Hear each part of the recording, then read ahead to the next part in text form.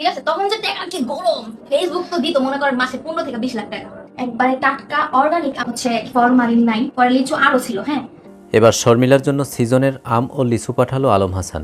ভক্তদের প্রশংসা কুড়িয়েছে আলম হাসান ও শর্মিলা, কারণ শর্মিলা আলম হাসানের আম ও লিচু পেয়ে অনেক খুশি। আম ও লিচু পেয়ে ক্যামেরার সামনে চলে আসলো শর্মিলা। এবার লিচু যে কতগুলা খাইছি হিসাব ছাড়া, একজনের ঠিকই লুট করবো। হ্যাঁ, একটা মানুষ ছিল ভাত খাওয়ার পরে 1-2 গ্রাম খাওয়া লাগবে। ঠিক আছে, তখন যে টাকা কি গরম, ফেসবুক তো দিত মনে করেন মাসে 15 থেকে 20 লাখ টাকা, ফেসবুক মামায়। এখন তো দেয় না, এখন টাকার ফুটানি নাই। তখন মনে করেন 500 টাকা কেজি আম কিনা না হইলো 1-2 গ্রাম খাইতে দেবো। আলম হাসান ও শর্মিলার 9 মাস সংসার জীবনে আম নিয়ে অনেক স্মৃতি ছিল।